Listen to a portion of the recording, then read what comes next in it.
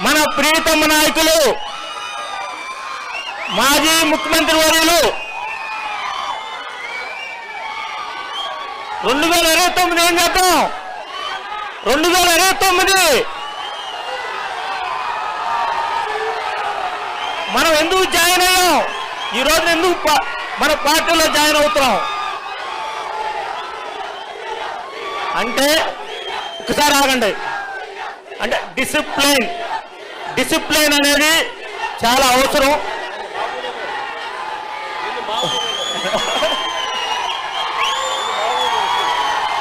నేను ఈ రోజున నా జీవితం ధన్యమైంది. రాజశేఖర్ రెడ్డి గారు ఆయన అభిమానిని నేను. రాజశేఖర్ రెడ్డి గారు నా ఇంటికి వచ్చి నన్ను ఒక తమ్ముడిగా భుజం మీద చేసిన వ్యక్తిని నేను. ఆ రోజు నుంచి కూడా ఈ రోజు వరకు ఇలువలతోనే ఉన్నాను. ఈ రోజున జగన్మోహన్ రెడ్డి గారి సమక్షంలో వైఎస్ఆర్ కాంగ్రెస్ పార్టీలో అధికారికంగా జాయిన్ అవటం జరుగుతుంది. జగన్మోహన్ రెడ్డి గారు రేపల్ల నియోజకవర్గంలో మనకి ఇన్ఛార్జిగా పేట మోహన్ పెట్టారు. ఆయన్ని రేపల్ల నియోజకవర్గం నుంచి 2029లో గెలిపించుకోవాల్సిన పరిస్థితి మన అందరి పైన ఉంది.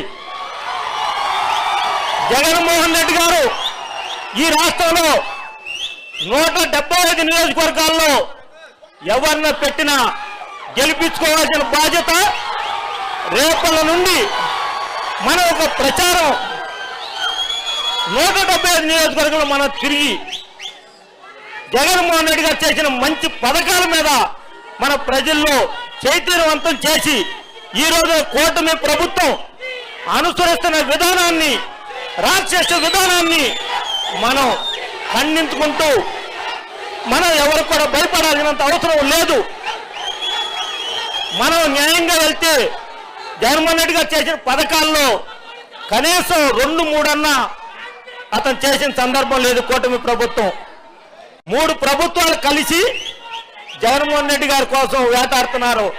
రేపు 29లో ఈ రాష్ట్రం వదిలిపెట్టి వెళ్ళిపోయే పరిస్థితి ఆసన్నమైందని చెప్పి ఈ సందర్భంగా తెలియజేస్తూ, నేను మరోసారి నాకు ఈ అవకాశం కల్పించిన వైఎస్ఆర్ పార్టీలోకి నన్ను తీసుకున్నందుకు ప్రత్యేకంగా మాజీ ముఖ్యమంత్రి వర్యులు వైఎస్ జగన్మోహన్ రెడ్డి గారికి మనస్ఫూర్తిగా ధన్యవాదాలు తెలుసుకుంటూ సెలవు తీసుకుంటూ ఉన్నాను.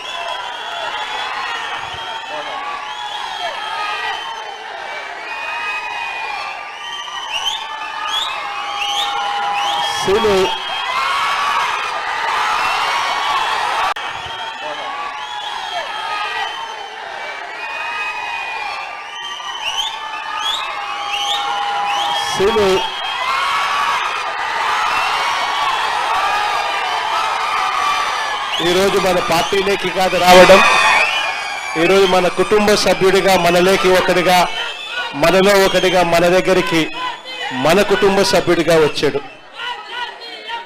శ్రీను భవిష్యత్తు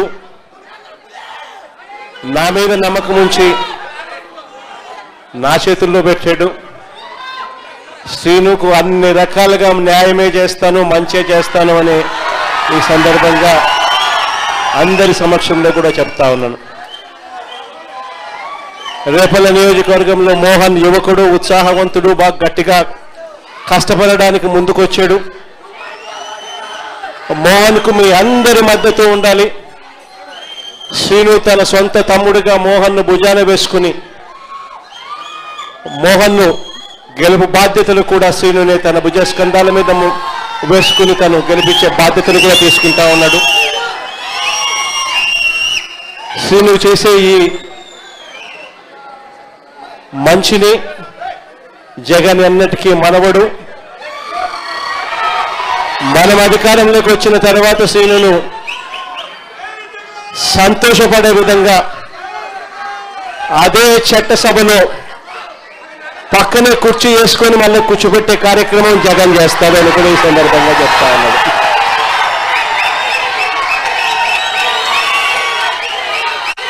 చాలా మంది నాయకులు వచ్చిన ఈ సందర్భంగా చాలా మంది కార్యకర్తలు వచ్చిన ఈ సందర్భంలో బహుశా అందరినీ కూడా కలవలేకపోవచ్చేమో, ఎందుకంటే ఇన్ని వేల మంది వచ్చారు కాబట్టి అందరినీ కూడా కలవలేకపోయే పరిస్థితి ఉంటుంది.